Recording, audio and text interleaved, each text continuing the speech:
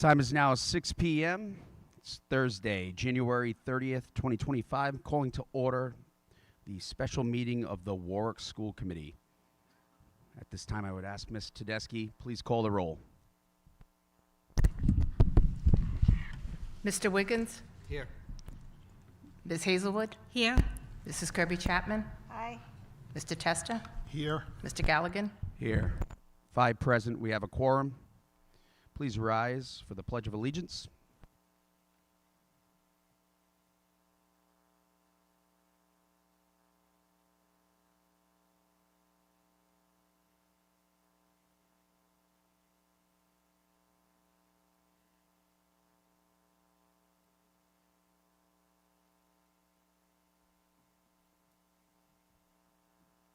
Thank you. First portion of our meeting is public comment on agenda items. Individual comments will be respectfully limited to 3 minutes per person, with public comments not to exceed 45 minutes. Though the individual content of comments will not be restricted, it is the hope of this committee that citizens, committee members, and the administration alike will be respectful of each other's right to speak, tolerant of different points of view, and mindful of everyone's time. This public comment period is for agenda items only. A second public comment period is available later in the meeting for all other comments or topics. Members of the public are permitted to speak during both public comment periods. Speakers are asked to state their name for the record. For those new to our meetings, the podium is down here. Please just turn the microphone on. And when one speaker is done speaking, feel free for the next individual to step on up.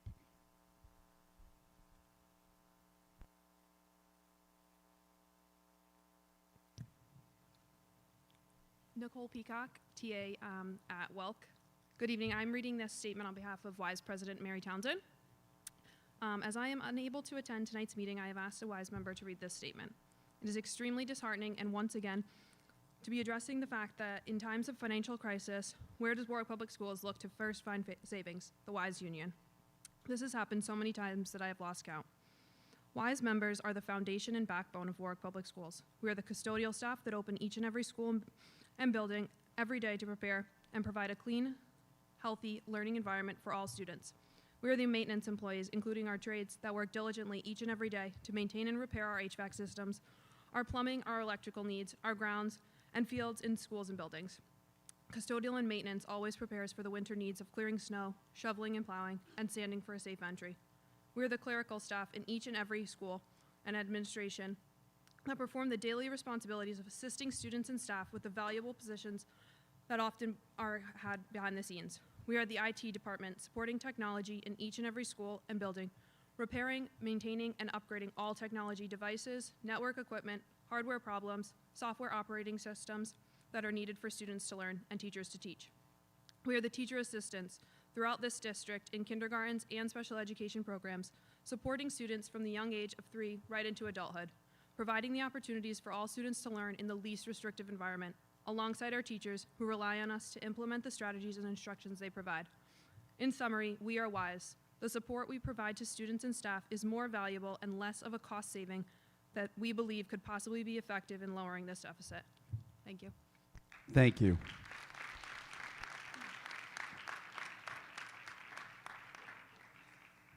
My name is Tim Kane. I'm the director of the Warwick Area Career and Technical Center. I'd like to acknowledge Mr. Chair, members of the school committee, Superintendent Danbrook, and members of Central Administration. I appreciate the opportunity to speak tonight. I returned to my building today off-site about 11 o'clock. I was greeted by my secretary, who informed me that I had several people in the building waiting to talk to me because they were extremely upset. I had no idea what they were talking about, but quickly realized. I had a meeting with my TAs today as a result.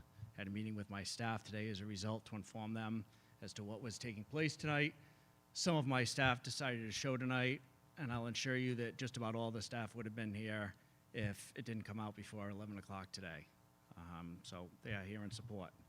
I'm writing to express my strong opposition to the proposed cuts of teacher assistant positions that currently provide essential support for students with special needs at the Warwick Area Career and Technical Center. As director, I believe it's crucial for all stakeholders to advocate for the continued inclusion of these valuable positions particularly within a career and technical high school environment where specialized assistance plays an integral role in ensuring that all students have an equal opportunity to succeed. Special education support staff, including teacher assistants, are indispensable to the academic, social, and emotional development of students with diverse learning needs. These professionals not only assist with individualized instruction, but also help create an environment where students feel empowered and capable of participating in all aspects of their education, especially within the rigorous skill-based courses offered at a career and technical high school. Without these crucial supports, many of the students will face unnecessary barriers to their success, potentially hindering their ability to complete their certifications, internships, and other essential components of their career and technical education. The Warwick Area Career and Technical Center, by nature, offers students an alternative pathway to success, equipping them with the skills to serve them for a lifetime. Special education services are not a luxury, but rather a necessity to ensure that these students are not left behind. The loss of teacher assistants in these vital roles would directly impact the learning experience of students with disabilities, denying them resources they need to thrive. Moreover, it's my opinion that the Warwick Area Career and Technical Center 30 seconds. would fall out of compliance with special education law. It's worth noting that out of approximately 500 students enrolled at the Warwick Area Career and Technical Center, there are 135 students with IEPs, 54 with 504s that are serviced by 1 special educator and 4 TAs. You'd represent a cut of 75%, okay, of my TAs. These teacher assistants, I'll go off script here, provide classroom coverage as well when teachers go out to the job sites. I would not be able to do work-based learning if the current model passes tonight. So besides being wonderful people that work there, I see the value of them every single day. I will say that the definition of career and technical education in Warwick will be changed if these cuts are made tonight. Thank you. Thank you.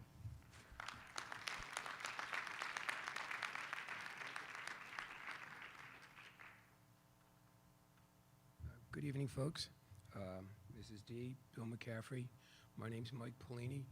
I've proudly been a teacher here in the city of Warwick now for over 50 years. I'm not in front of the microphone very often, as many of you know, but I'm here to discuss that you've entrusted me with 4 TAs to service the CTC Center with the special needs population. I don't know if you know this, but I have 131 IEP students from Warwick and West Warwick. With the great diversity of these students, we meet with 14 different programs twice a day. Each of us seeing 3 to 4 different programs. This past fall semester alone, I had 46 IEP meetings, mostly with West Warwick. I spend more time with the West Warwick population and their executive, Mike Green, than I do with our own students. Okay, it's just myself over there, and I really need those 4 TAs to help us covering those classes. So I have to ask, do you want me at the IEP meetings, or do you want me in the classroom working with the students?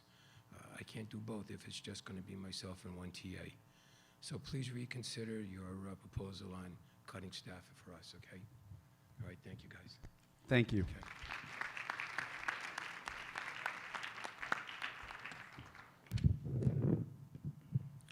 Good evening, members of the school committee. My name is Austin Irons. I'm a lifelong resident of Warwick, a graduate of Pilgrim High School and the Warwick Area Career and Tech. As a parent of a student receiving special ed services and the culinary arts instructor at the Career Center, I bring a unique perspective to this discussion. Additionally, I hold a master's degree in special education and have years of experience teaching in this field. I believe I'm pretty well qualified to advocate for the special education programs at our Career Center. I want to begin by highlighting the student population I serve. In my culinary arts classroom, over 25% of my 53 students are on special education plans. The support of just 1 special education teacher in our building is simply not enough. We urgently need additional support in the form of teacher assistance. Allow me to illustrate the challenges we face. In one of my classes, I have 33 students preparing for a 40% holiday luncheon, an event that many of you have attended. My students are actively engaged in various tasks, from executing saute and grill stations to plating desserts and operating large mixers large enough to fit a small human body into. This is all happening in a bustling environment with 40 to 50 patrons in the dining room. While I am dedicated to training my students to meet the highest safety and sanitation standards, many of them have individualized needs that require additional support. Many struggle to synthesize critical information, including safety rules, such as why they should not hold a pot of hot coffee above a baby's head. This challenge is not unique to the culinary arts program. Other career and tech programs, such as marine trades, automotive, and cosmetology, also serve a significant percentage of special education students. These programs involve equipment and processes that can pose significant safety risks, particularly for those students who qualify for special education services due to conditions such as, but not limited to, ADD, ADHD, ASD, autism spectrum disorder. The potential for accidents increases when students are not adequately supported, which is what we're proposing tonight. I am a strong advocate for students with disabilities. I feel like in this room I'm a pretty household name. 30 seconds. And I know that federal law mandates that we provide a free and appropriate public education. Career and tech education must be accessible to all students, regardless of abilities. I urge the school committee, along with Mr. McCaffrey and Mrs. Barber, to revisit the proposed staffing reductions and consider alternate cuts. I pose this question to the administration and the school committee. Are you prepared to defend the position that a career center with only one special ed teacher and one special ed assistant meets the standards for a free and appropriate public education? In my view, grossly understaffing the special services department at the Career Center is not only disappointing and unacceptable, but also borderlines on negligence. It will not withstand the requirements of a free and appropriate public education. If you could just round out your final Yep. thought here, Thank please. you again, members of the school committee, central administration, my colleagues behind me, parents and community members for hearing me out. Thank you so much. Thank you very much.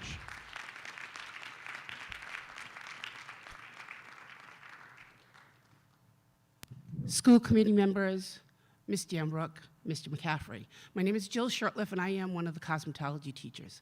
And I really have only 2 words: essential support. Thank you. Thank you.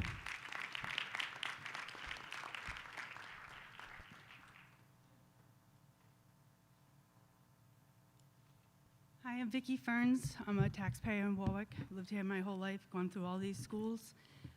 I work at Tollgate, and I just want to say, sorry, one of the proposed cuts is at my school. We only have 2 people in the main office. It's not like Pilgrim with 3, we have 2. They're proposing to take one of them. And if you think I'm doing the job of 2 people in that place to save cuts because somebody mismanaged money somewhere, you get another thing coming. I also don't think it's fair that you're taking TAs away from us. And we only have a building mechanic 3 days a week because he's over at Windman the other 2 days. Our building is falling apart, and you're taking our building mechanic? It's ridiculous. The other thing that I wanted to say, today, most of my job was putting together overages for teachers for while they're in the building from 7 to 2. If, God forbid, they do something extra, they have to get paid for it. Yet my union works straight time on Sundays for building use forms, when you could charge that back to whoever's renting the rooms. I just don't think it's fair, and I wanted to say my piece. Thank you.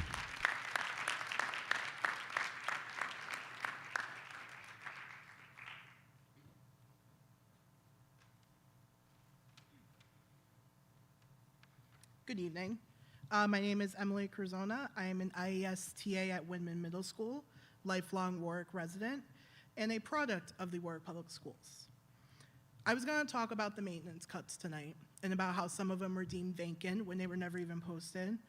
But I just want to say, where are these men going to work? You're cutting the building mechanics that act as the buffer for some of these men and women in the back of the room between when they can actually get to the building and when they can't. I know my husband is an HVAC technician for the district, and he told me not to speak on his numbers, so I won't. However, he's everywhere. Him and his partner are everywhere. The plumbers are everywhere. They need these building mechanics to act as that buffer. I'm going to talk about the TA cuts now. A comment that has stuck with me since that city council meeting is that these TAs that we rehired were part of the deficit problem.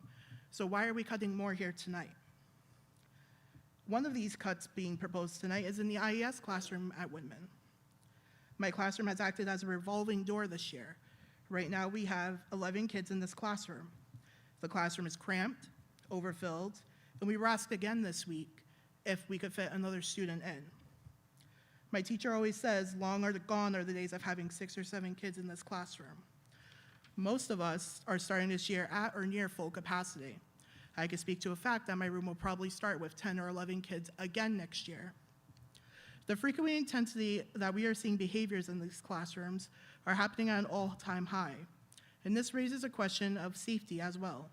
The behaviors are violent, physical, intense, things are being thrown, and truthfully, some restraints have needed to happen because of this. Is this safe for the people in the classrooms? Is it safe for the teachers? Is it safe for the students? According to some of the people on the stage, the answer is yes.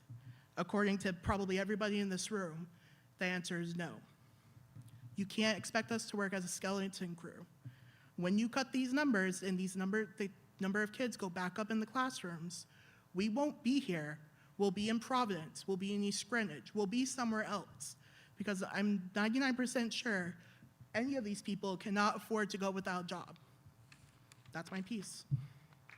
Thank you.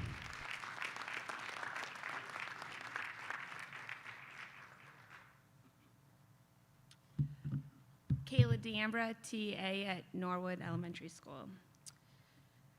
I'm a TA at Norwood Elementary School in the AA intermediate classroom. Our classroom TAs are all needed. Our children deserve the same amount of education as any other child. What is the reasoning for the cut from our union, specifically the special education classroom TAs? These students deserve support. Have any of you spent a day in a classroom? Have any of you spent a day in a special education classroom? At any given point, the safety of the students, their education is the #1 priority. This is not possible with one less adult with these cuts that are proposed.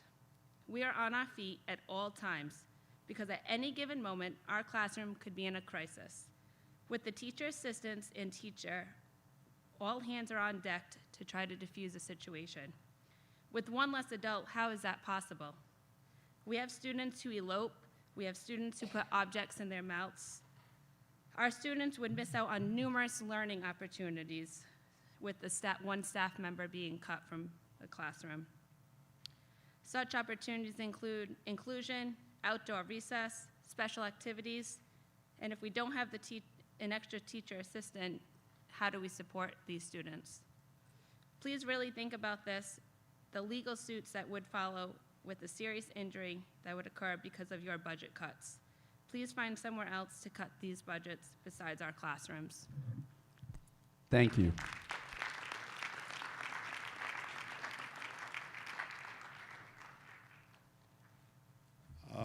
My name is John Burns. I'm a staff representative at Council 94 and represent WISE Local 357.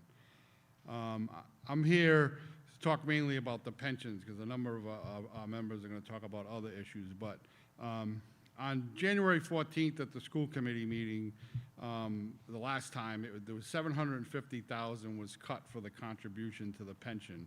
The finance director testified that it was 82% funded before the $750,000. He didn't have that number. I hope someone would ask him tonight that he produce what the numbers are, what these percentages are going to, how much the pension is going to drop because the cuts he's proposing.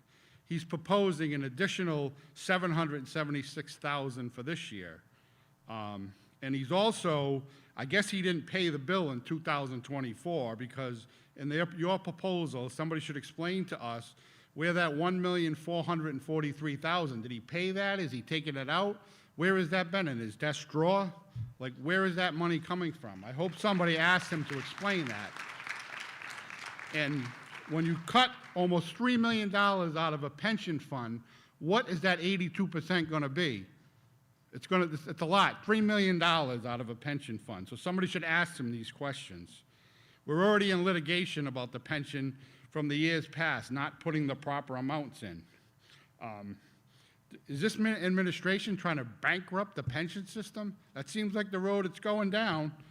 He mentioned the last time, he talked about communities that are way underfunded. I know a few of them. There's Coventry, there's West Warwick, because they made these same mistakes 30 years ago. They didn't put money into the pension. That's why they're 25% funded, 30% funded. I guess Warwick wants to get down there with them. That's what it seems like to me. But the people in those communities don't make these same mistakes. Back then, they didn't know any better, or is what they claim.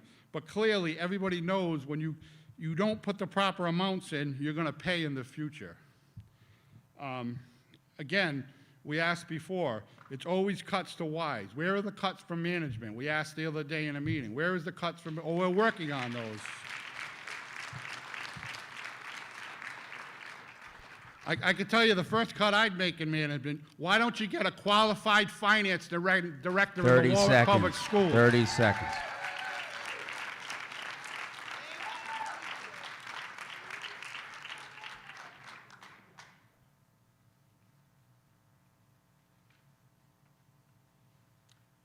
I just want to say good evening to the school committee and all directors, and thank you for the opportunity to come up here and speak. I wanted to touch base a little bit on where I am in the school department, where I'm working at this point. So I am a maintenance helper / custodian, and I'm temporarily filling as the head custodian at Warwick Neck Elementary School. Mr. Chair, excuse me a second. Just state your name, please. Just state your Todd name. Hurto. I'm sorry, one more time. Todd Hurto. So I want to touch a little bit on the building mechanics.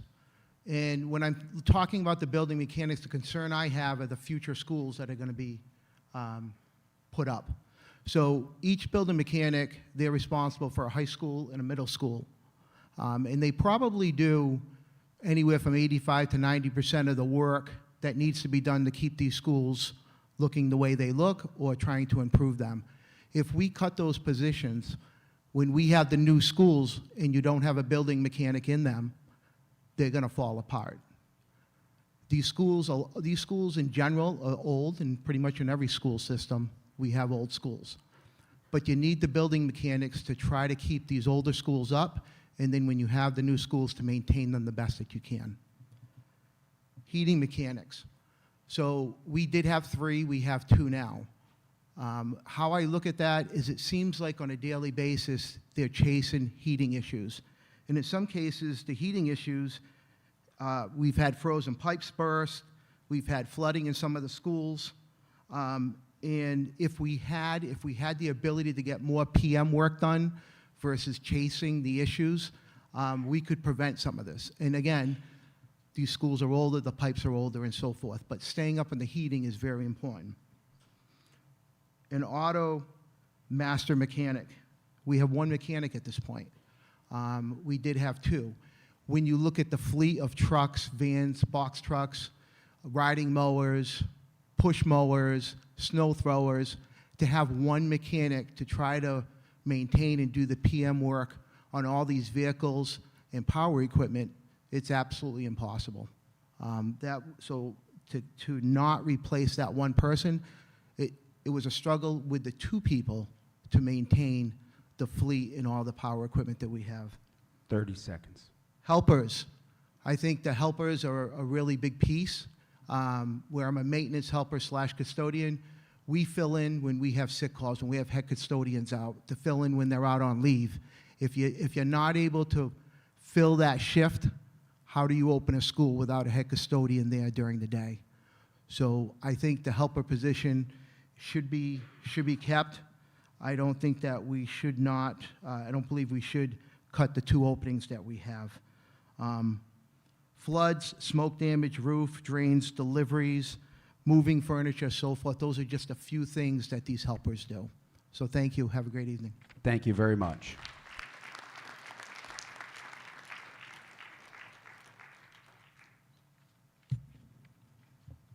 Good evening.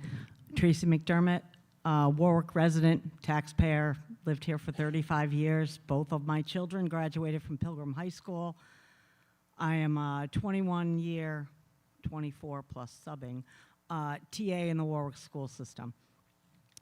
I am currently and have been for the last 12 years in the IES program. Currently, I'm at Warwick Neck, primary K1. I am here to speak not only about the IES programs and how absolutely you cannot cut people from our programs for safety reasons.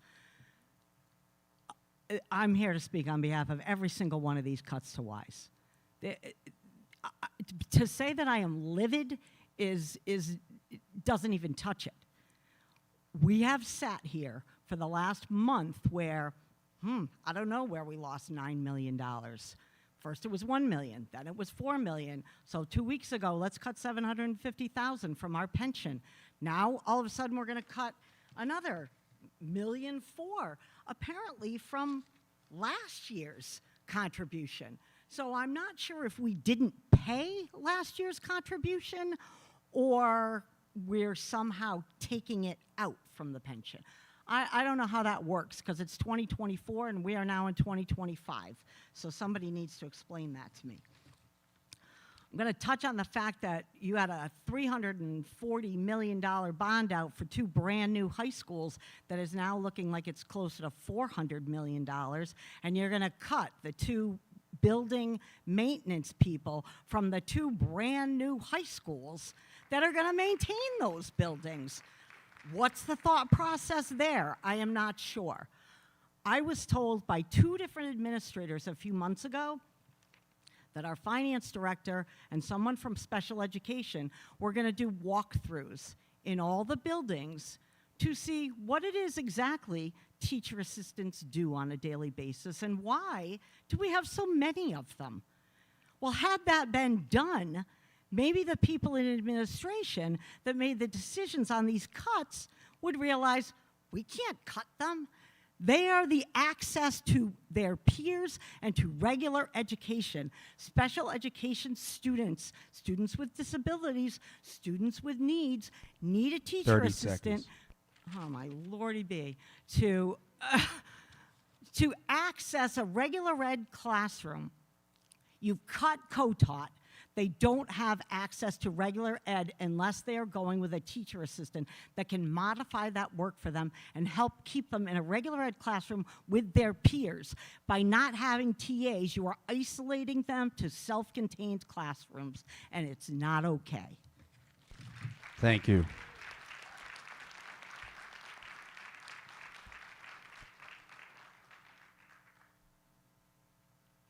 Hi, I'm Dana McGuire. I'm a TA in the IES room with Emily.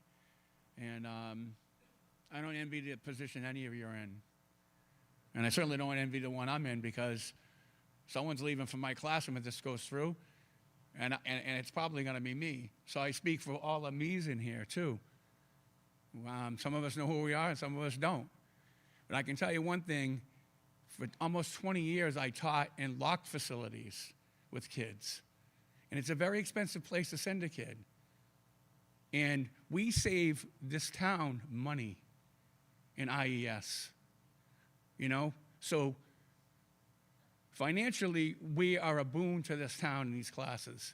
And I'm sure that all the other classes that are, you know, emotional support, all the academic stuff, all the stuff that this woman just spoke about, Tracy, about access to regular education, because they close the places I used to work at. So there's really no place to send the kids that can't make it, because we're the last step, you know? And I see kids every day making amazing progress. And you cut us, not an ego thing, you cut us and you cut them. And they don't deserve that, and their parents don't deserve it. And I wouldn't want to live with it if I were you. I just wouldn't want to live with it. So, you know, if you want to save the town some money, don't cut us.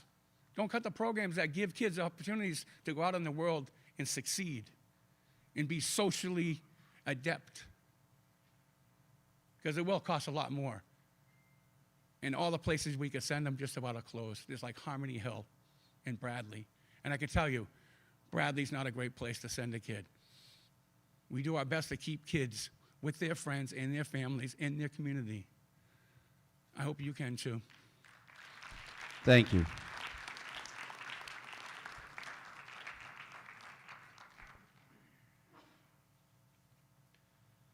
Good afternoon, everyone. My name is Kyle Fritchie. I am a master mechanic in the maintenance department, and I'm here to speak on behalf of most of the maintenance department. The proposed cuts with these building mechanics, these maintenance helpers, I mean, I've seen firsthand the bills and the costs to keep these schools, these trades in work, and to keep these buildings in operating correctly. I have a son who's 10 years old who's been in this district his entire life, and I'm more concerned about the structure of these schools in the future and the future of our employees in this union. Between the pension cuts, the proposed, I think it's a time in our history that we start looking from the top and working our way down the food chain, so to say, because I mean this is getting kind of ridiculous, and everybody's lives depend on this, and their families, and our children's future. So I think it's a time we reconsider. Thank you. Thank you.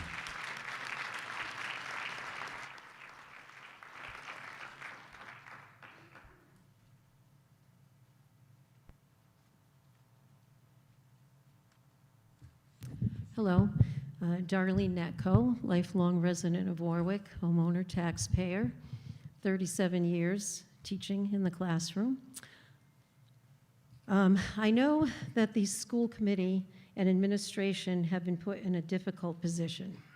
Now with the Mayor's Budget Commission breathing down your necks, you're under pressure to balance this budget and make up for this deficit. However, the potential cuts that you have before you are not the way to do so. Education is a service industry, and I've said this many times before. All employees in the Warwick Public Schools, whether they're teachers or support professionals and related service providers whom I represent, or TAs and maintenance and the painters and the custodians and the clerical staff and everybody else are important in order to run these schools and educate these students. I remember one time you guys cut, not you specifically, but a previous school committee cut custodians. That wasn't a good move. And you had to put the custodians back because clearly you need custodians. Everyone in this district provides a vital function. You heard from many speakers tonight who gave you specific details about the importance of each of their jobs. And so I'm not going to, repeat that. I just want to say that that these proposed cuts are not the way to go. Remember that these are not just positions, but people. Please do not go through with these cuts. And these cuts will negatively affect education in Warwick and people's livelihoods. I know that you will make the right decision. Thank you. Thank you.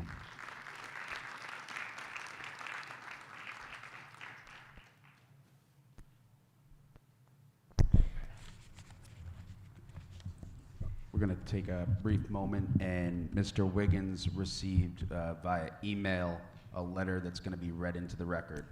Mr. Wiggins. Thank you, Mr. Chair.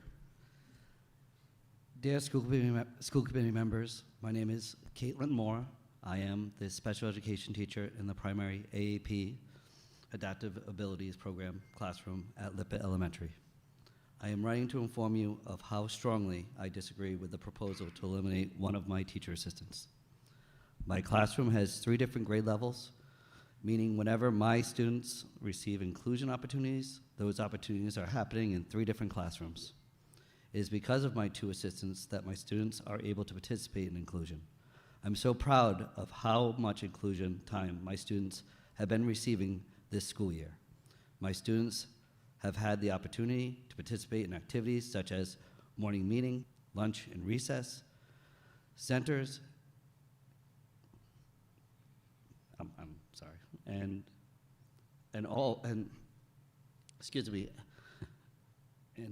interns, all with their grade level peers. These inclusion times happen on a weekly basis at various points throughout the day. Once again, it's because of my 2 assistants that this is possible. Losing an assistant is equivalent to my students losing their inclusion opportunities. Without the appropriate number of staff, it is impossible to provide these opportunities to my students who deserve all the opportunities they can get. Inclusion is not just important for my students, but it's also important for their grade level peers. I have had some of my fellow teachers tell me if my student misses morning meeting on a day, they are scheduled to attend. Their peers are asking where they are and when they are coming. Every student looks forward to these interactions at this point in the school year. Strong friendships have already been formed. It would be detrimental to take that away. It is included in my students' IEP that they will have access to inclusion opportunities throughout the school day. Eliminating one of my assistants will be eliminating my students' access to those opportunities. I am asking you to please deny this proposal to eliminate a classroom assistant.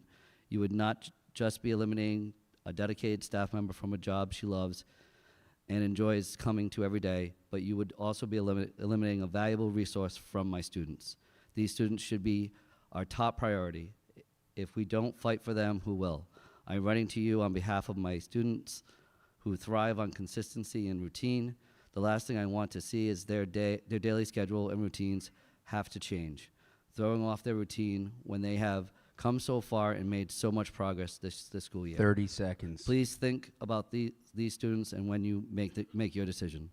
Thank you for your time and consideration, Caitlin Mora.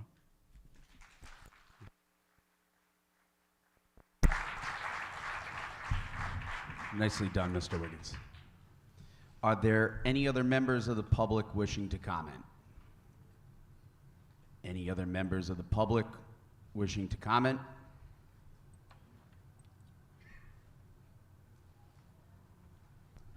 We got one more. No. No problem.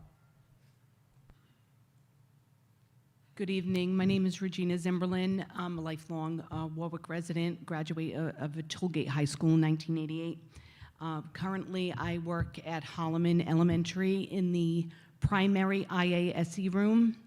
And I'm just going to read you what I messaged Sean earlier this evening. Let me just take a second. It is my understanding that one of the positions in our room is going to be cut. It's under consideration to do so. I'm very concerned about this, not only for my TA partner, because that's what we call each other, we're partners in there, who is currently on family leave. This appears to be an easy target for elimination since she's not in our room. But also for the safety and well-being of all the special ed students in our building. And I'm sure this goes to the other schools as well. I don't know if you are aware, but we have a thing in our rooms, our schools, called the part teams. And what part teams do, you're assigned 2 people a month. You were on, 2 people for January, then 2 separate people for February, and then back and forth, so on. 2 TAs being on call, we help with other students in the building who are experiencing a crisis. Now, this can last maybe for a couple of minutes. They're de-escalated back to baseline, but it can even be up to a couple of hours or more. This takes us away from our assigned classrooms. If the primary IASE TA in our room is cut down to 1 TA, the room will then be without support for the teacher and the students in that room, possibly impacting inclusion opportunities as well as IEP compliance of how these students are supposed to be in their regular ed classrooms. So that's really something to consider. Thank you very much. Thank you.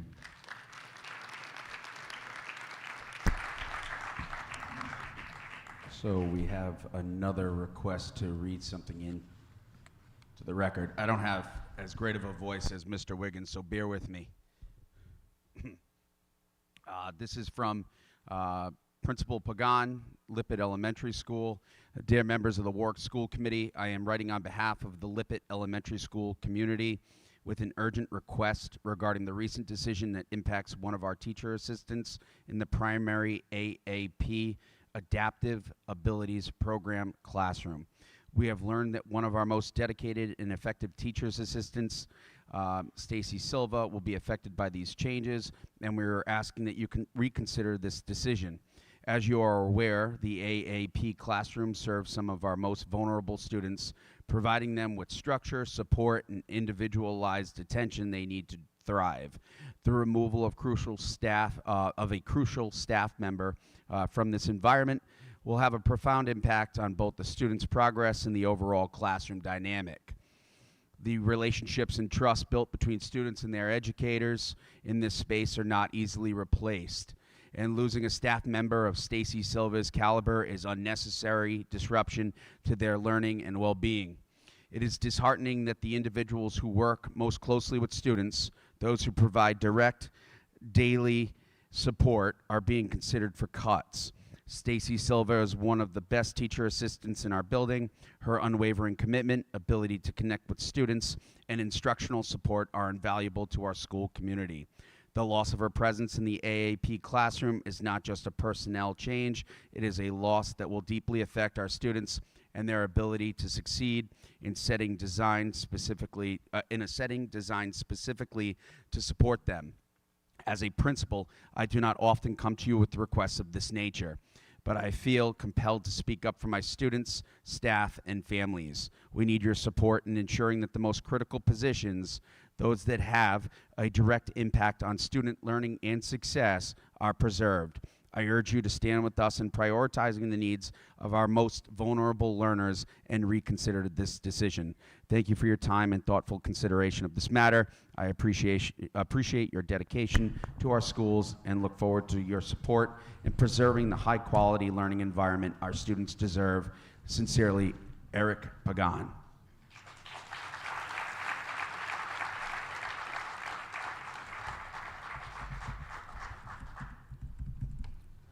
Please.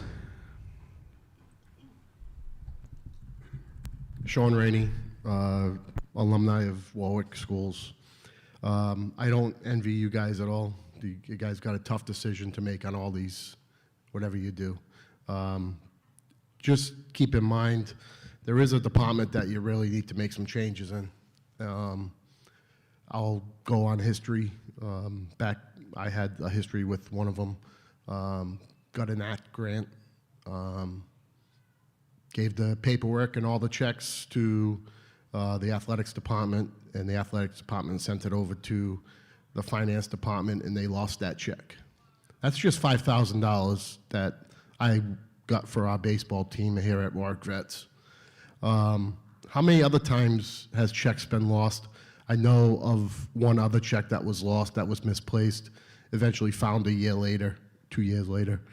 So I think you getting my gist of this. I hate to see people lose their jobs, but when you're losing money that the city can't, or the school department can't lose, and people work hard to get these grants, these extra money for the kids that you guys sometimes cut, that we have to make up with these grants to have a good program, have kids that want to stay here. In history, my history with that department, I would say you need to stop making some changes very soon. And I hate to say it, but that's just the bottom line. You guys are up there to make tough decisions. You're ready to get rid of TAs and all this other stuff when you can cut a position and have somebody fill in for now until we get a proper person. Thank you. Thank you.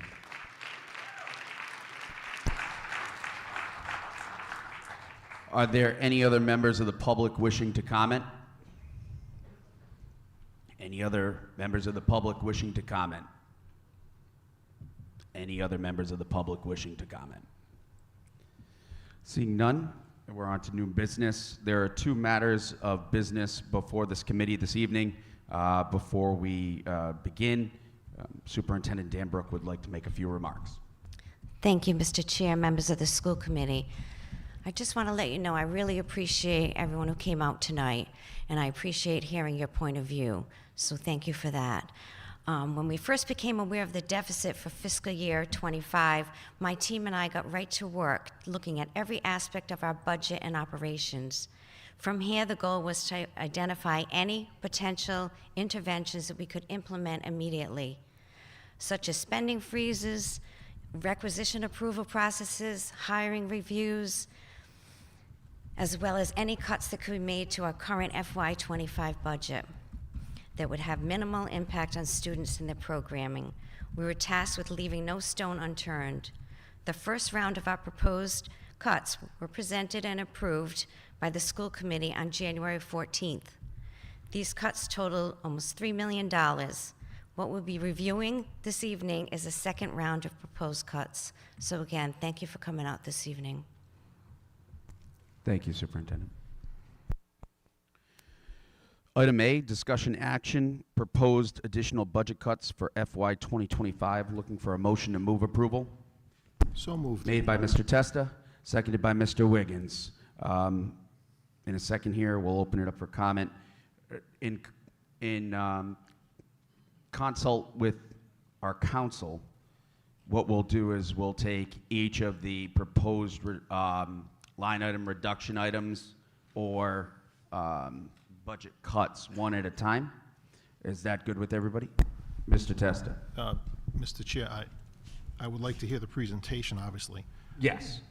But I'm prepared to make a motion, a single motion, on this, a single amendment, I should say, on this. So if you'd indulge me, I'd like, at the appropriate time, I'd like to make it, and then the committee can decide whether to second it or not, or let it proceed. Are you, can you indicate which particular, is it the whole package, or is Yeah, it would be an amendment to the whole package, so I would make it. Andrew, should we have the presentation first before I make, I don't want to, or I can tell you what my intention is. You can make a motion if you can make your motion. Right now, there's a motion and a second for the discussion, so. All right. Okay. All right, then I will make a motion to amend the proposed reductions as submitted to us to only include those positions that are vacant or soon to become vacant, and to remove any reductions in pension contributions. So essentially, I'd be making a motion to just not fund those vacant positions, which would be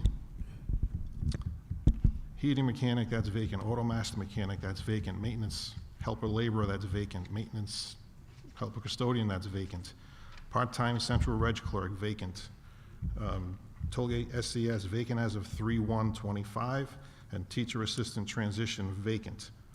That would be 7 total positions that are not currently staffed. If you look at the total of the cuts, would be $3,069,000. Removing the pension contribution reduces that to $849,000. The cuts that I'm looking to make, I think the net effect is about $395,000 that we would reduce. Now, if anyone thinks that we're going to balance FY25's budget. Mr. Testa, I'm sorry. Yep, go ahead. Before you give your explanation, is there a second on Mr. Testa's motion? You want to second it to hear discussion from Mr. Testa? Okay. Seconded by Ms. Hazelwood, motion made by Mr. Testa on his amendment at this time. Mr. Testa, please. Thank you. So, obviously, we have a deficit for FY25, and I have to say, and I've prepared some comments, and I'm going to say them now. Obviously, this isn't easy or welcome, but make no mistake, this isn't about a single person or a single department. We like to do that here when we have situations like this. That's not what it is. I've been on this committee for 8 years, going on 9. And I can say that we have structural problems in our budget, and past school committees and past administrations haven't really dealt with them. During COVID, that changed everything. So 5 years ago, we should have been addressing this, but we didn't. And I'll speak for myself. It wasn't for lack of concern or request. During that time, federal money, largesse, flowed in ESSER funds. And it was like a punch bowl.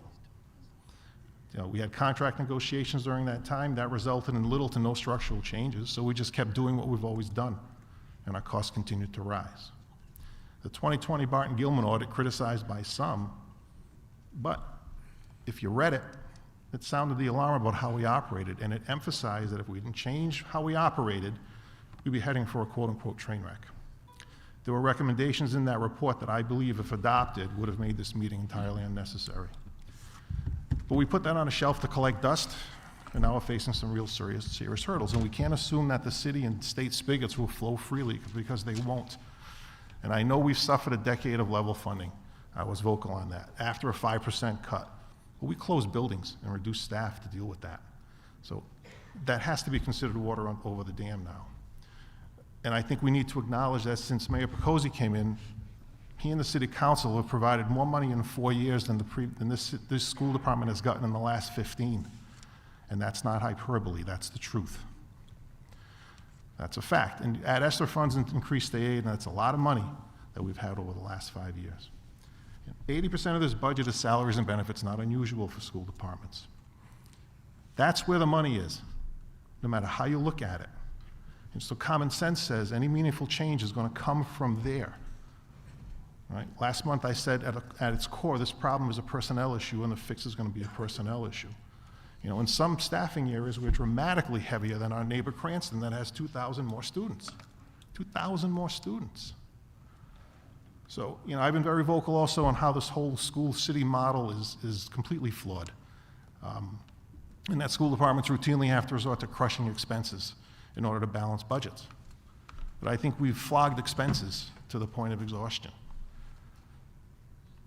So we need to have an ongoing and constant examination of our internal processes and staffing practices so we can identify the things that we do because we've always done them that way. The things we buy because we've always bought them in the same way. You know, 2 things that came to mind to me is when we went one-to-one on technology, I was very excited. We were the first district to do so.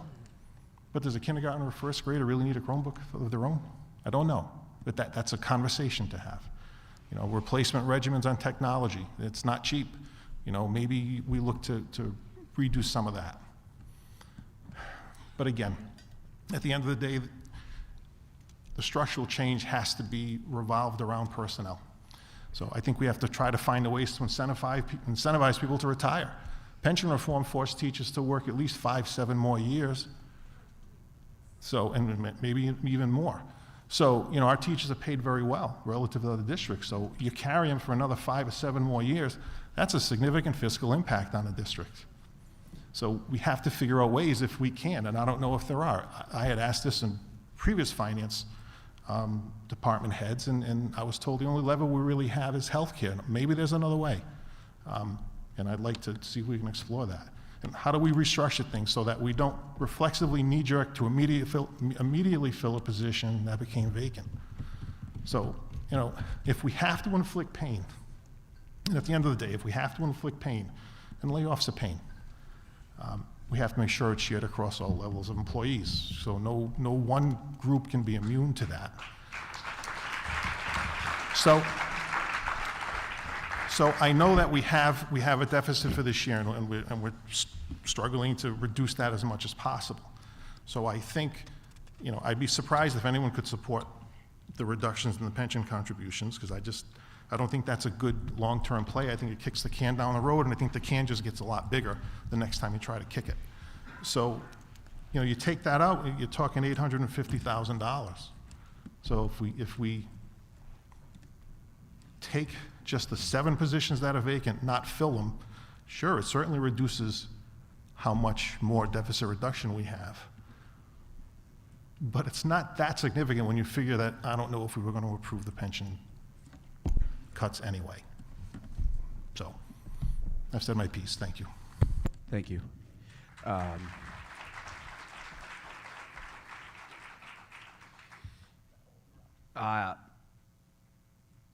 Slightly perplexed as to what to do here. I agree with part of your comments, so I almost want to ask you to withdraw your motion so we can kind of do a little bit of a hybrid type of thing here, because I believe part of what you stated was we need a little bit more information. We need to continue to mold and twist and develop ways to address this total deficit.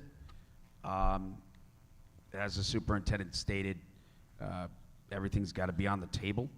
And so a good portion of what you said I agree with. But at the same time, I don't think we could carry two deficits back to back. It would have a possible negative fiscal impact on the city. And also, I don't think we can make frivolous cuts because then it would obviously impact the children first and foremost, and secondly, the operations of the school department. So if I have asked him to respectfully remove his motion. To withdraw, yep. Yeah, if he withdraws it, can I make a motion? And let's say my colleague doesn't like that motion. Can he reintroduce his initial motion? Yes. Are you open to that, or do you want to do a vote on yours and then No, go? no, that's fine. I'll withdraw my motion. I'll just say that all I'm talking about is this year. Fiscal '26. Yep. It's a whole different kettle of fish when it comes to Absolutely. staffing. Has to be. Has to be. So, yeah, I'll withdraw my motion to I'll defer to you, okay? Okay, so then I'm going to make a motion, then I'll have a comment on it afterwards. And I'll kind of copy my colleague here, and we'll take it as a package.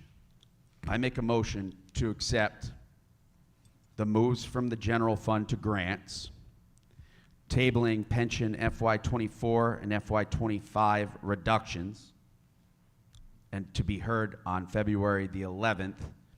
And then with respect to personnel cuts, I agree with you, the 4 vacant maintenance positions. And in doing research, there was the 1-to-1 TA at Pilgrim. It's my understanding that in the transition program, that student is not present, and that if that student were to come back, that they have a solution. So again, my motion is move to adopt the moves from the general fund to the grants, tabling till February 11th for additional information on the pension FY24 and 25 contributions, and adopting the 4 maintenance vacant cuts and the 1-to-1 TA at Pilgrim. So moved. Second. Seconded by Ms. Hazelwood and Mr. Wiggins. I'll open up to comments if I could just go first. So I appreciate my colleague withdrawing his motion because I think we're pretty much aligned there. The reason why I tabled the pension contributions is because, as you can see, we're going to get into points of having to make extremely difficult decisions here.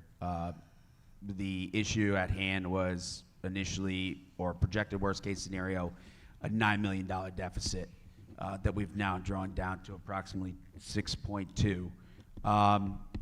If we adopted all of the cuts here this evening, we'd be down to 3. But I believe the sentiments on this stage would be that we couldn't possibly accept all of these cuts here. When it comes to the pension contributions, the documents that have been provided to us to consider allow us to remove some fiscal constraint periodically. In speaking to a couple CPAs and other financial experts, though it's not a logical practice or something that we certainly want to do, it is one where the members of the WISE Union are protected, and based on the pension funding levels still being deemed healthy, something that we can consider to retain personnel. Every comment that was made at the microphone tonight as a former student of Warwick Public Schools, and as a parent with 3 kids in the Warwick Public School system, I couldn't agree with more in terms of the value of our personnel. Certainly very much appreciate the value that each one of you bring on a daily basis. And when I was exploring all of the TA cuts, all except for that one, it was difficult for me to get behind it. That stated, though, I do acknowledge the hard work of the administration because they had to kind of go through and comb through everything. And we did have an expectation, and we continue to have an expectation of our administration that, as the superintendent stated, no stone left unturned. That doesn't necessarily mean that cuts will be accepted by this committee, as we have to obviously weigh everything. And actually, I want to acknowledge Councilman Lattiser from Ward 5 here tonight. I forgot to do so earlier. So last week when I went before the City Council, I was very clear and honest with them that we, as a committee, will draw down the deficit as much as we can until we feel uncomfortable. And I think we're slowly starting to approach that number. We've been very honest and open that we're not getting to zero. There will not be a balanced FY25 budget. It's just not possible without impacting student need or achievement, student safety, and the like. So, you know, I certainly empathize, and I'm so apologetic that the emotional roller coaster you all must be on. I could tell you that I'm right there with you, because imagine having this decision put on your lap. And my colleagues up here are likely feeling exactly the same way, and the administrators that have to also put them before us recognize that it's people behind these dollars. So I do not support 10 of the 11 TA positions, and I could give reasons for each and every one of them. I have to, and I hope you can respect that I have to consider the funding of the pension, just because it will relieve some financial constraint, and based on the fact that third-party individuals evaluated kind of the strain that will be placed on each of the fiscal years as to how many people will be retiring, and the term of the repayment offer us that opportunity. So we have to look at it as an opportunity. But again, wise thing to do? Of course not. But, you know, an option for us to consider, so that way we can retain people to provide services to the kids while still making sure that when you do retire, those funds are there. You know, it's something that we have to consider. So though my colleague to my right said, I don't want to do it, I respect that. I think more time and also a presentation from Mr. Bull on the 11th with regards to that would be, I think, prudent rather than just saying no to it. Yeah, that's where I stand. So with that, I yield. Mr. Wiggins. Thank you, Mr. Chair. I also want to echo my colleagues' sentiments about the people in this room, and the people who spoke, and the people who didn't speak. You're all here, and you're here for a reason, because you care. And I think the most important element of what was stated tonight was you care about these kids. You care about our students. You care about our facilities. You care about our lawnmowers. You care about our tractors. You care about everything that goes into what I ran to be here on this stage to be. This is a very interesting moment for me, as this is my third meeting, and obviously this is an emotional. I'm gonna echo Mr. Galligan's comments about the emotions. I can't imagine the people in this room, and especially people whose names were mentioned or said at Lippet or at the Career Center or at Holloman and Norwood. Because I looked at it all day, and it was gut-wrenching. It was eye-opening. I know we have a tough road ahead. But I think that another echoed comment was disruption, right? You don't want to disrupt mid-year how we take care of our students.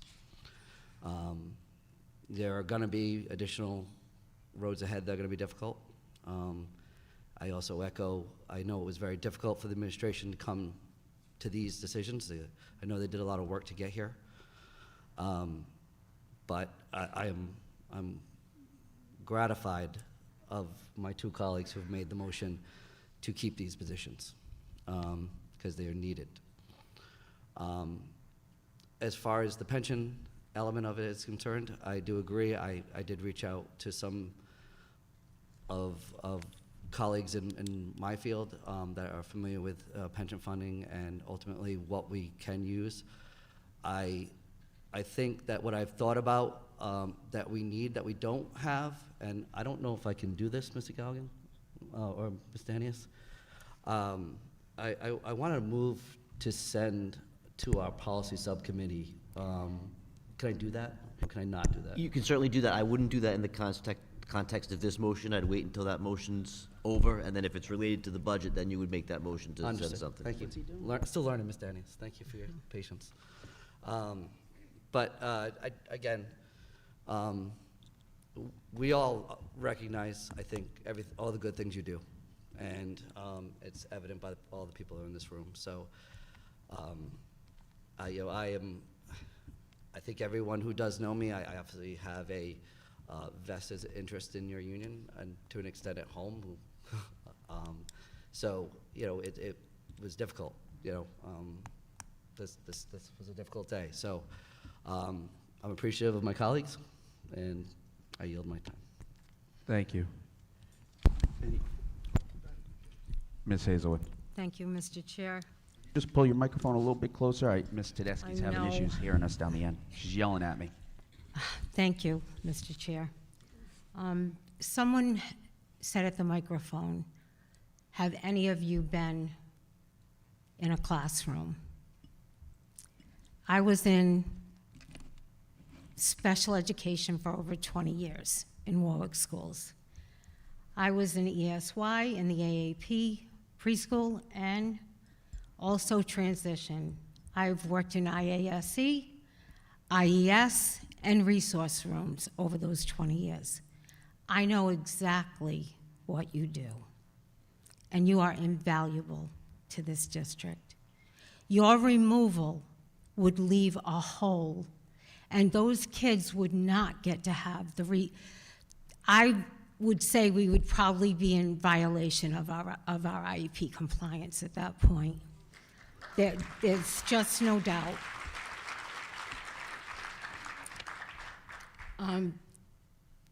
The kids wouldn't get what they need. There would not be inclusion opportunities. Limited recess opportunities. There is so much that would be affected with the removal of these TAs. And to think of it mid-year, it's unconscionable. Mid-year, it's unconscionable to do this. Our custodians and maintenance, you guys are amazing. I loved it, being able to call on you guys when we needed something, right? We love our custodians. So what WISE does is so valuable to our district, and you are the ones that it seems to always hit. I've been there, sitting where you are, when cuts were coming through. And now I'm here. And I ran on a hashtag that said, "For the kids." And I am for the kids, and for you too, though. I'm here, and I'll always listen. I know what you do. I don't take it lightly. And this is very, very serious to me. This administration is doing the best they can with what they have right now. We're looking for more solutions. We're going to continue looking for the best solutions possible. But it can never be at a cost that is closest to the students. It cannot be what's closest to the students. It needs to be further away from the students and the impact it makes directly to them. So I yield my time, Mr. Chair. I just want to let you know you are appreciated. Thank you, Ms. Hazelwood. Ms. Kirby-Chapman? I guess to echo everyone, I was not going to vote in favor of this as well. Even when I was running before I was even in the seat, it was a big thing about, it was always the maintenance department that got cut, and I've been concerned about, said many times about our buildings, elementary schools, even kind of getting, it's always maintenance, always getting cut.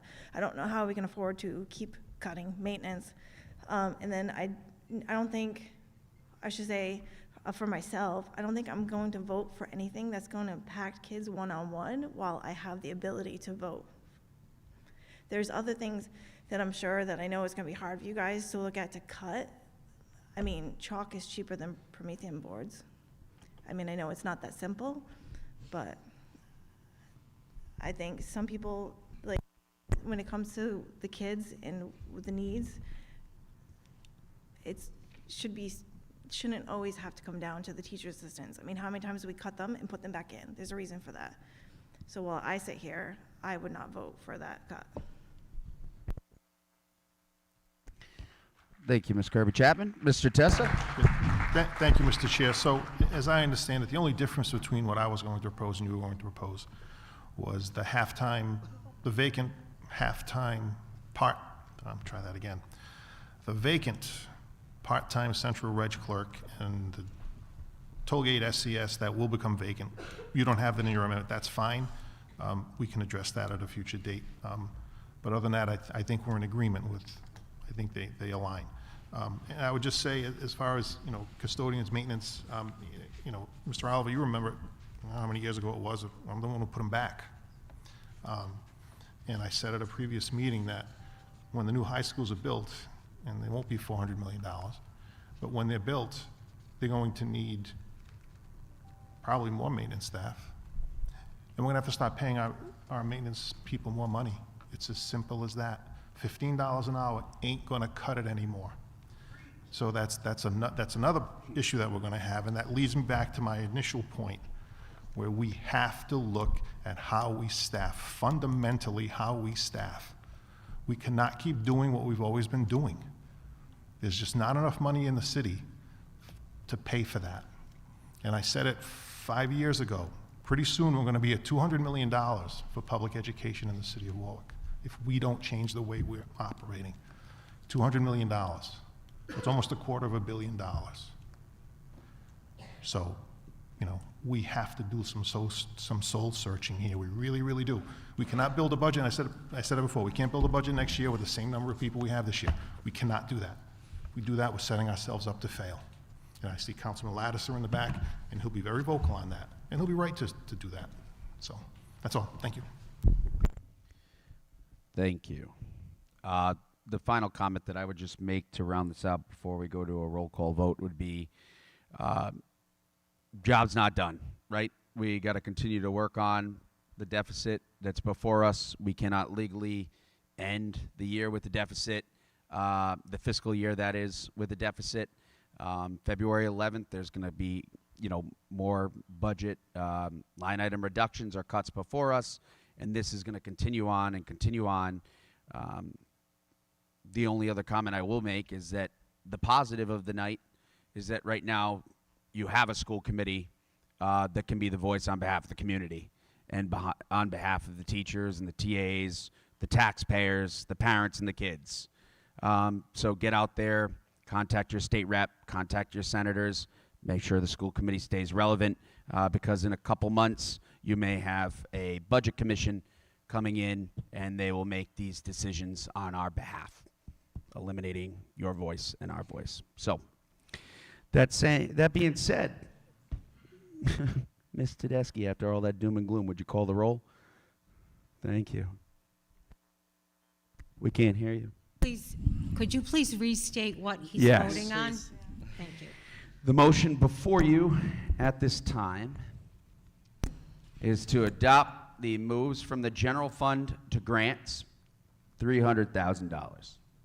Tabling pension FY24 at 1.443152 million, and pension FY25 round 2 at 776,601. That's being tabled and moved to February 11th.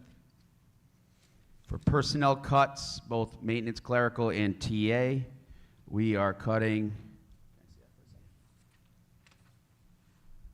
only the 4 vacant custodial and maintenance positions, and on the TA list, it's the teacher assistant transition 1-to-1 that is vacant because of the, not vacant, but student no longer in program or in and out of program.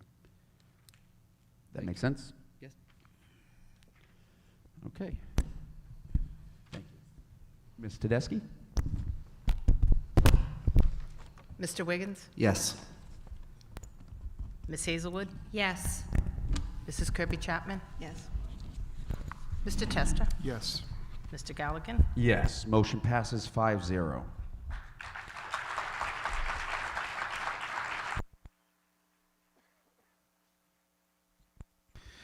Next item of business before us this evening, discussion update, draft of the 5-year forecast. Mr. Bull. Good evening, school committee. So I've presented everyone with a 5-year projection. We've reviewed this with the city council. I've also drafted a memo and a narrative that was not included in the folder tonight, but I will share. That is to be shared with the city, and then we will also share with the Auditor General to solicit feedback for our 5-year plan.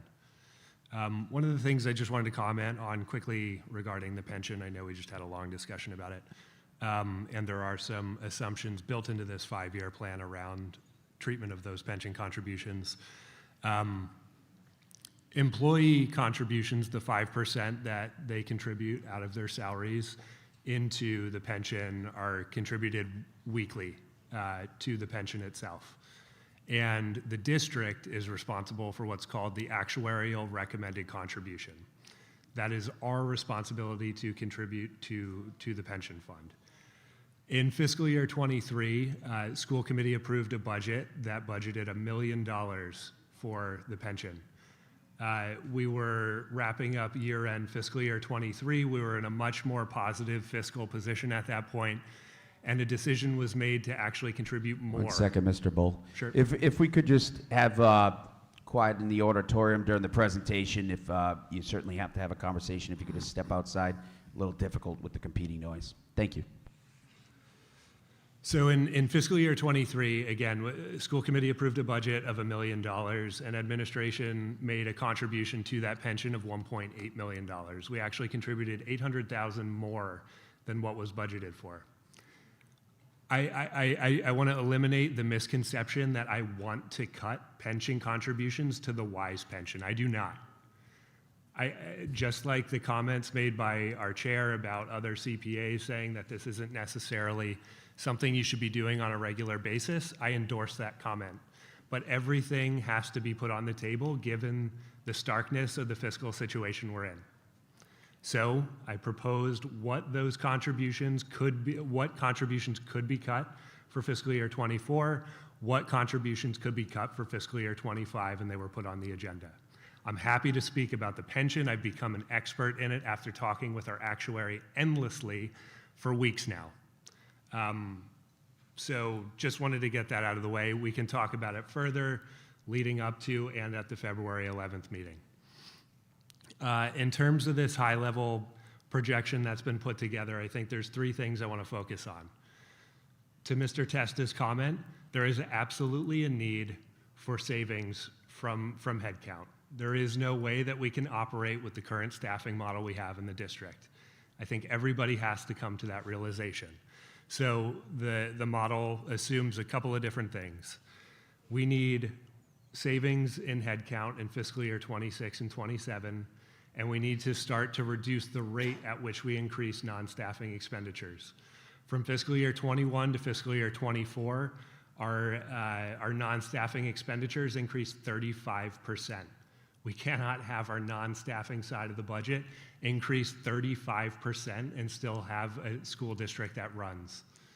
One of the other things I just want to call out, I provided 4 different scenarios. The first one being the city giving us 2% a year every year.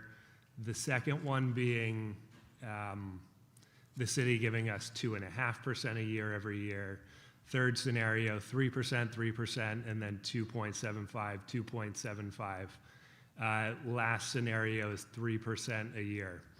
I just want you to note that given some of the assumptions that we're showing in this projection, we're estimating that we could save about $5 million in salary and benefits in fiscal years 26 and 27. And we control our non-staffing expenditures a little bit better. If we were to receive 2% a year increases from the city, given those assumptions, our problem gets worse. We end up in a $14 million hole. And those estimates might be overly conservative. It's the nature of projections. But it is important that there are 2 sides to this equation. We need to continue to receive healthy allocations from the city, and we need to better control expenses as an administration. We need to reduce headcount. We need to better manage our non-staffing expenditures. The memo that we drafted that we're going to be sharing with the city and the Auditor General recommends a 3% increase in the city allocation in fiscal year 26. I don't see how we can get to a better place in 5 years without at least 3% in the first year. If we can try to right the ship in fiscal year 26, 27, it makes the out years a lot easier, and at that point, we can renegotiate things with the city. We can say we'll take a 1.5% increase, we'll take a 2% increase. But in fiscal year 26, we need a healthy allocation from the city. We need to make serious reductions. I shouldn't say serious reductions, but we need serious savings from headcount within the district, and we need to do a better job of saving on or controlling our non-staffing expenditures. That's really all I have to say about this. If there's more detailed questions, I'm happy to answer.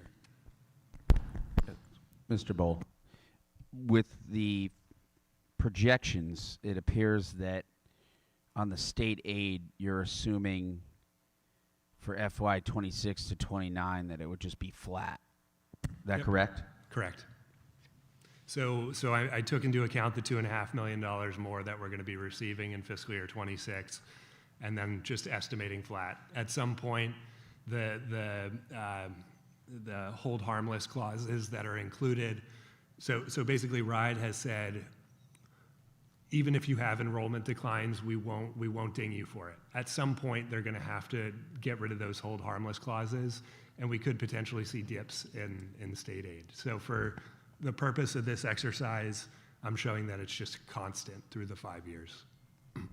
And for 26 and 27, conservatively, each year, it's showing $3 million in cuts. In 26, you're thinking like 30 to 40 people approximately, depending on where they're from? It would depend position. So we're putting together a comprehensive staffing plan now as part of the fiscal year 26 budget.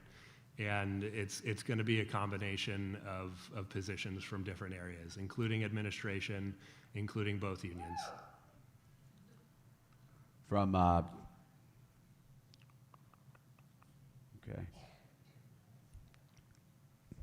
Okay. So I guess less questions, more comments. As far as the how of this will be structured, how are you guys making out with that plan? Because, obviously when we get closer and closer to presenting this before the council, finance subcommittee, certainly want to make sure that we can answer how you're going to hit these boxes. Absolutely. Are we getting closer to kind of like those granular details that support the numbers here? I mean, the fiscal year 26 budget prep is a huge part of this. I'm showing $41 million in non-staffing expenditures for fiscal year 26. that needs to be the number for non-staffing. It can't be, oh, but there's this one program that we want, so let's make it 42 or let's make it 41.5. 41 is a hard stop, and if we can make that number even lower, even better for fiscal year 26. In terms of the $3 million it cuts to staffing or the savings that we need to realize in staffing, that comes from doing the work of putting together that comprehensive staffing plan that we're talking about, which is also part of the fiscal year 26 budget process. So just flatly, I would say that the fiscal year 26 budget is a huge part of this, and sticking to that plan once it's put in place. And you're showing for FY25 that you believe we're going to conclude with roughly a $5.8 million deficit.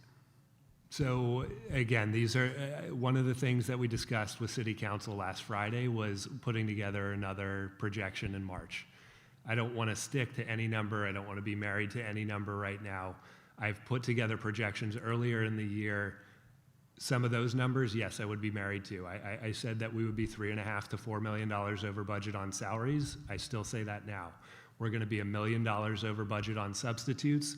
I still say that now. FICA, Medicare, we're going to be $1 million over budget. I'd say it again now. When it comes to the cuts to non-staffing, yes, those will reduce the deficit number that I put together earlier in the year. But I don't want to say with certainty, yes, we're going to run a $6 million deficit or we're going to run a $5 million deficit. Okay. One of the big things for me on the vote that we just took was looking at taking the maintenance department and it possibly making them more thin, and the overtime getting very close to kind of eclipsing what we budgeted for, and that any savings that would have been realized through those reductions would have been virtually absorbed almost immediately because it's just 5 more months of pay.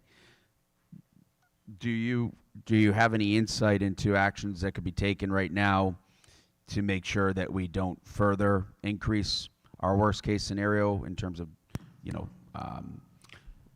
ratios, overtime, some of those line items that right now are already showing a deficit or are near the budgeted amounts? So one of the things you're talking about for fiscal year 25? Yes. Because the reason why I'm honing in on 25 right now is because obviously the greater the deficit that we conclude with, right? Yep. We go on a payback plan with the city likely. Yep. And that's going to be our starting, like we're already in the hole for each of the preceding, the following fiscal years. Yep.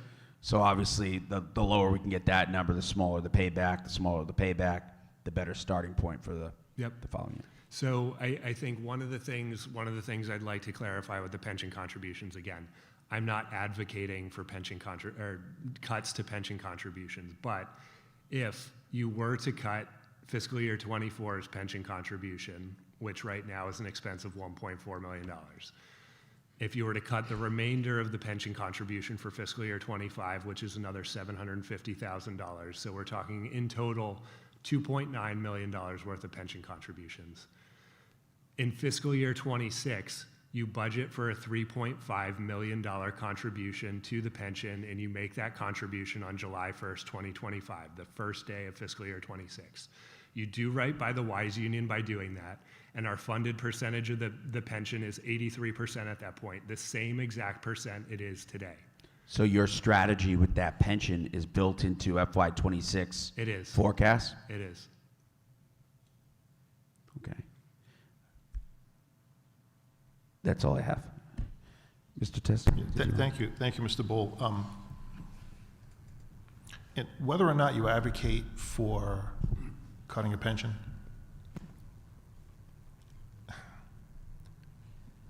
everything goes on the table. I would not want you to not put something. We're the ones who decide. Us five decide whether we're going to do this or not. So I would expect you to put everything on the table, even something that seems out in left field. I think that's how everybody in administration put everything out on the table. That's what you should be doing, I think. And I noticed you got the flat state aid projection. I'm not quite sure that whole harmless thing is going to happen. They've been talking about that for 2 years, because I think Warwick's not alone. We're not the only district that's running a deficit. There are several that are right now. And I'll just for the sake of the public's edification, I use the word for him, historically, city allocation increases. I'm going to go back to 2012, after the 5% cut of 2010. From prior year, it grew at 0.74% in 2012 versus 2011, 0 in 2013, 0.37 in 2014, 0.34 in 2015, 0 in 2016, 0 in 2017, grew by 2.5% in 2018 because the contract was settled, and then it grew by 1.22% in 2019. So historically, right, and I've said it before, historically, under previous administrations, the city would starve the schools of funding. They just starve them. And as I said before, that's changed, and that's good, and that's good. So with your the non-staffing point that you made, in that non-staffing is transportation, right? That's a part of it. Some of those things we really don't have that much leverage over. So there are some things we do, and those things that we do, again, we have to look extremely hard at those. We have to. Yep. And staffing, you mentioned, I lost my point. I wrote a note and I can't read what I wrote. But on the staffing, I completely agree with you. And I'm not going to sound like a broken record now, but we have to get that under control and controlling the growth, right? I've said that before. We have to control the growth.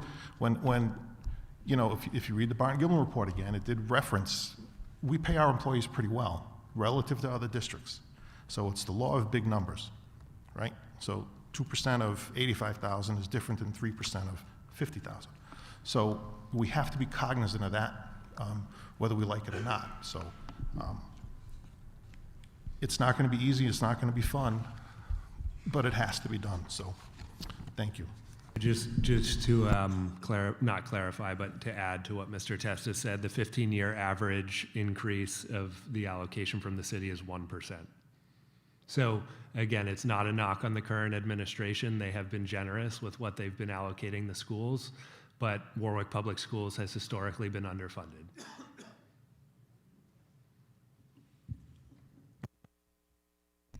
All set, Mr. Testa? Any other members of the committee looking to comment on the 5-year plan? Seeing none. We are on to the next portion of our meeting, and that is public comment.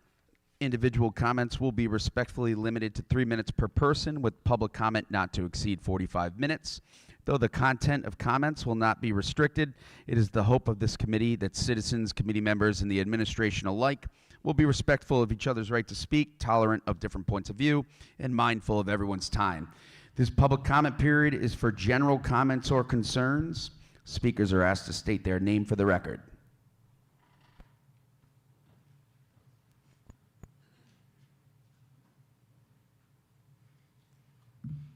Hello again. My name's Emily. I'm a TA at Women Middle School in the IES program. I am proud of the committee for what they did tonight. I really do not envy your job, any single one of you. As we say in my classroom, I am about to get a little spacey though. However, you put most of us on an emotional roller coaster today, as I'm sure you experienced as well. Before any cuts are made to our union, maybe look around the administration building first before coming back to us. Mr. Testa, you alluded to this, but at some point we really do need to look at the custodial pay. Both day and night custodians. As it stands, and we also really need to look at the sub pay.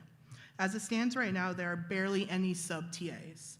When a TA goes out, most of the time it's just left empty because there's no other support offered for that day. If we are lucky, a building sub is able to come in and cover, but that does not always get to happen based on the needs of the building. The potential subs that this district could have can go to just about any other district in the state and be paid a decent amount more. Heck, Target is paying more and they offer benefits for them. As for the night and sub custodians, my building has been without a night custodian for a decent amount of time. And let me rephrase that, a consistent night custodian for a decent amount of time. The maintenance department is not offering any overtime to cover this. My custodian, our day custodian, is lucky if he gets to cover it for 2 to 4 hours, but that's about it. No overtime is being offered for these gaps. Sorry, I just said that. This is something to discuss at a later date because, we're $6 million in the deficit in the hole, but this is something we really do need to look at. In the meantime, thank you for allowing us to do our jobs, keep our jobs, and allowing our kids to stay in the least restrictive setting. Thank you.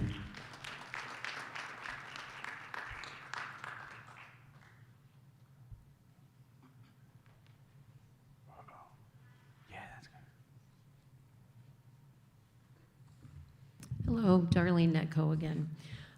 Thank you for making the proper decision tonight. It's still not good to cut maintenance, all the maintenance, but if they're not, if they're currently vacant and you're not putting someone on the street, that's better than what was proposed tonight. And as the previous speaker said, it was a terrible day for some people today, obviously. I just want to comment on some of the comments that you guys made. Mr. Testa, you brought up, and rightly so, this district has closed schools. We had 2 major consolidations in 2016 and 2018. And just as a reminder, a previous superintendent eliminated the entire elementary guidance department, the entire elementary science department, and both unions lost a number of positions in those consolidations.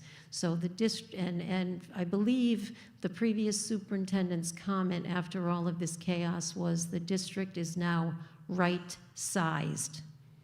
All right, and that wasn't all that long ago that we were right-sized. When you're talking about money from the city and what had been cut, and I'm glad you went through all those 0 years. One thing you left out, remember when the schools were paying the debt service on the bond, $1.5 million a year for, I forget how many, I think it was about 10 years maybe. So when you add that, and I believe, I think Patrick Maloney at the city council mentioned that he calculated about $84 million in losses. So that's good to mention. However, I don't like any more mention of that Barton-Gilman report. And why? And I said it at the time. It was filled with half-truths, errors, omissions, creative commentary, opinions from the people that put it together. The school department paid a couple $100,000 for the previous superintendent to have a propaganda tool to go after both unions. It was a hit job against WISE and WTU. And any more mention of, and that thing is now, the data in it is 6 or 7 years old. So we need to forget the Barton-Gilman report. 30 seconds. It was garbage at the time, and it's still garbage now. I had a few more things, obviously, but we'll leave it at that. Just, substitutes. Remember that there's a substitute budget for teachers. If it goes over, the teachers pay for it. We have a formula amount that gets taken out of the pay at the end of the year. So teachers pay for their sick days when the substitute account is overdrawn. So I don't know how that could be over budget. Thank you. Thank you. Ms. Necco, for your retirement gift, I'm going to get you a hard copy of that Barton-Gilman report, okay? You have a hard copy. Of course you do. Of course you do. I take back my statement. Can't even make a joke on a tough night. John Burns, once again, just want to thank for the vote tonight. And also in the future, I think it will be helpful for us that some of these documents, he read some pension numbers tonight, the 3.5 million they're talking about. If we could get some of this documentation in advance of the meeting and not like the day before, I think the public wants to see, so we don't have this panic like we had today. that we found out about the cuts for the teacher assistant positions as of yesterday, and most people today received that information. So in the future, I think it would be helpful if some of this pension information is available before February 11th, and so we don't have to hear it on February 11th and then vote. It's a little unfair to the public and our members for that. So I would appreciate that, please. Thank you. Thank you.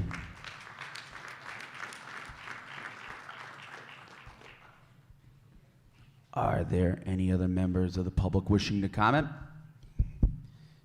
Any other members of the public wishing to comment? What about Warwick's finest tonight, cops? You guys want to say anything? You're all set? Thank you. Seeing that there are no other members of the public wishing to comment, Mr. Wiggins, you wanted to docket something tonight? You send it to subcommittee? Go ahead. Sorry. To the last speaker point earlier, I wanted to move to our policy subcommittee to develop a policy pursuant to pensions, particularly around accepting, setting acceptable funding percentages. I think that's something that we should look at as a policy. Okay, so we're sending to the policy subcommittee a request to create a policy around funding levels of pensions. Thank you, Mr. Wiggins. Anyone else looking for anything else to be added to the February 11th agenda? About $6 million in cash. Looking for it now. Councilman Lattiser is going to write it for us. Look at him. All right. Anyone else? Seeing none, looking for a motion to adjourn. So moved. Made by Mr. Testa, seconded by Mr. Wiggins. All those in favor? We're adjourned, 7:41.